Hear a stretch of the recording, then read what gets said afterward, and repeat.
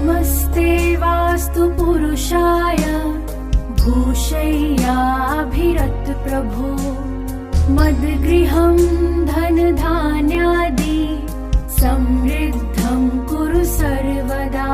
ప్రేక్షకులందరికీ నమస్కారం అండి. ఈరోజు మన వీడియోలో అద్దె ఇంటికి వాస్తు వర్తిస్తుందా, అద్దెకు తీసుకున్నటువంటి వాళ్లకు వాస్తు అనేది వర్తిస్తుందా? ఖచ్చితంగా వర్తిస్తుంది. ఆ ఇల్లు ఎవరి పేరు మీద ఉన్నది అనేది సెకండరీ, ఆ ఇంట్లో ఎవరు ఉన్నారనేదే ఫస్ట్ ప్రయారిటీ. మీరు ఇక్కడ చూడండి, మన సొంత ఇల్లు అయితే మన వర్గును అనుసరించి మనం గృహాన్ని ఏర్పాటు చేసుకుంటాం. అలాగే మీరు కూడా మీ ఇంటికి, మీరు అద్దెకు ఉన్నటువంటి ఇంటికి ఫస్ట్ ప్రయారిటీ నేను ఎన్నో వీడియోస్లో కూడా చెప్పాను. పిశాచ భాగం అనేది ఉందా? First point. సెకండ్ పాయింట్, మీ ముఖద్వారానికి 2 కిటికీలు ఉన్నాయా? అసలు 2 కిటికీల గురించి కూడా నేను చాలామంది అడుగుతున్నారు, వీడియో చేస్తాను. గుడ్డి ఇల్లు, దాన్ని గుడ్డి ఇల్లు అంటారు. గుడ్డి ఇల్లు అంటే ఏమిటి అనేది నేను స్పెషల్గా వీడియో చేస్తాను, ఇక్కడ చూడండి. తర్వాత వెంటిలేషన్కు సంబంధించినటువంటి కిటికీలు అన్నీ కూడా ఉన్నాయా? ఈ విధంగా వెంటిలేషన్ సంబంధించినటువంటివి ఉన్నాయా? ఈ నైరుతిలో గుంతలు లేకుండా ఉన్నాయా?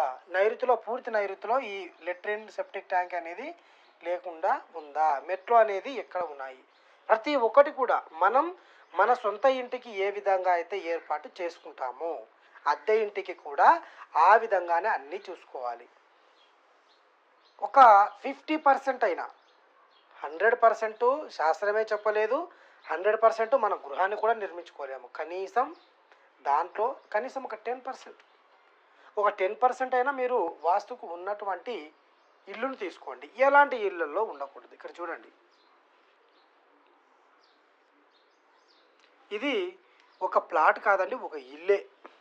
దీంట్లో ఇక్కడ చిన్న గేటు, ఒక 4 ఫీట్ల గేటు పెట్టుకొని ఇక్కడ మెట్లు అనేది ఏర్పాటు చేసుకొని, ఈ చిన్నది ఇదేంది మన పార్కింగ్ అనేది పెట్టుకొని, పైకి ఆల్మోస్ట్ కింద అయితే 2 అక్కడొకటి ఇక్కడొకటి 2 రూములు చేస్తారు, లేదంటే ఒక సింగిల్ బెడ్రూమ్ అనేది చేస్తుంటారు. పైకి వెళ్ళిన తర్వాత 1 2 పైకి వెళ్ళిన తర్వాత అంటే ఈ ఇంటికి ఎక్కడ కూడా గ్యాప్ అనేది ఉండదండి. కేవలం ఈ ఇంటికి తూర్పు నుంచి మాత్రమే వెంటిలేషన్ అనేది వస్తుంది. ఓకే, వస్తుంది. మరి వెళ్ళేది ఎట్లా? అది అవసరం లేదు ఎవరికి. కేవలం గాలి వస్తుంది. మీకు గాలి వస్తుందా అంటే వస్తుందండి. మరి వెళ్ళేది ఎట్లా? మీరు నైట్ పూట ఈ డోర్ అనేది క్లోజ్ చేసుకుంటారు. మరి గాలి అనేది ఎక్కడి నుంచి వస్తుంది? కరెంట్ ఉన్నంతసేపు ఫ్యాన్ గతి, ఏసీ ఉన్నోళ్ళకు ఏసీ గతి, అంతే. అది కార్బన్ డైఆక్సైడ్ ఎక్కడ పోతుంది, ఆక్సిజన్ ఎలా వస్తుంది, ఇవేవి సంబంధం లేదు. దయచేసి మీరు ఇలాంటి ఇళ్లలో ఉండకండి. అద్దె ఇంటికి ఇల్లు మనం తీసుకోవాలన్నా, అద్దెకు దిగాలన్నా కూడా 1కి 2 సార్లు ఆలోచన చేసే మీరు అద్దె ఇంట్లో ఉండండి. కనీసం మీ వర్గును అనుసరించి ఒక సింహద్వారమైనా ఉందా? ఒకవేళ లేదు, రోడ్డు ఫేసింగ్ అన్నా ఉందా? కనీసం అవైనా చూసుకోండి. ఆ ఇంటికి ఏ విధమైనటువంటి ప్రవేశం ఉంది? ఇప్పుడు ఆయాలు, ఆయాది గణితాలు, మర్మాలు, తర్వాత శంకుస్థాపనలు ఇవన్నీ మనం చూసుకోలేం, కష్టం. ఎందుకంటే మనకు సంబంధం లేదు అది. కనీసం ఇవైనా చూసుకోండి. ఇవి చూసుకుంటేనైనా కొంతవరకు బెటర్మెంట్ అనేది ఉంటుంది. లేకపోతే వాటి ఫలితాలు బీభత్సంగా ఉంటాయి సార్, నేను చెప్తున్నాను. చాలా ఘోరంగా ఉంటుంది. అద్దె ఇల్లు అని మనం చాలా సింపుల్గా అనుకుంటాం కానీ సొంత ఇంటికంటే అద్దె ఇంటికే ఎక్కువ వాస్తు అనేది వర్తిస్తుంది. ఎందుకంటే మనం ఆ ఇంట్లో ఉంటున్నాం.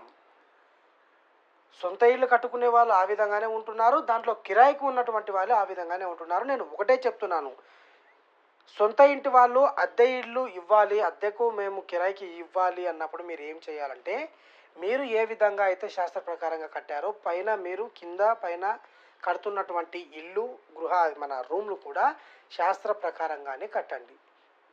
ఎందుకంటే మీ ఇంట్లో అద్దెకున్న వాళ్ళు పర్ఫెక్ట్గా ఉంటేనే వాళ్ళు మీకు నెలకు డబ్బులు ఇస్తారు.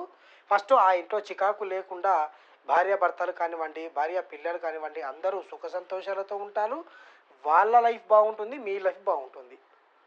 మీ ఇల్లు సరిగ్గా లేకపోతే మీరు అద్దెకు దిగినటువంటి పై పోర్షనో కింది పోర్షనో పార్కింగ్లో ఎక్కడైనా కూడా ఎనీవేర్ ఏదైనా మీరు ఒక అద్దెకు ఇస్తున్నారంటే రెస్పాన్సిబిలిటీ అనేది మీది.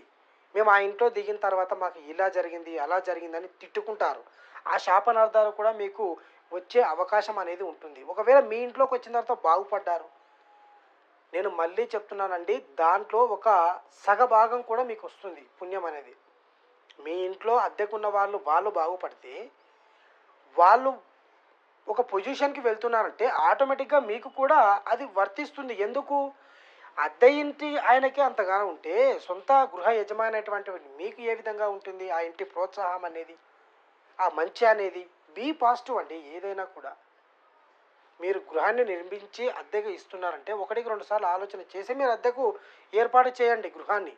అంతే తప్ప కిరాయి వస్తుంది కదా అని చెప్పి ఒక సింగిల్ బెడ్రూమ్ చేసే దాంట్లో మీరు 2 రూములు 3 రూములు కట్టి ఏర్పాటు చేస్తే చాలా అనర్థాలు జరుగుతాయి.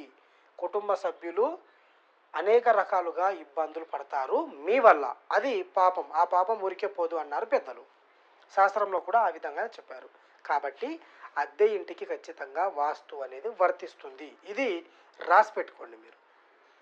ఈరోజు చెప్పిన వీడియో మీ అందరికీ అర్థమైందని నేను అనుకుంటున్నాను. మరొక వీడియోతో మళ్ళీ కలుద్దాం.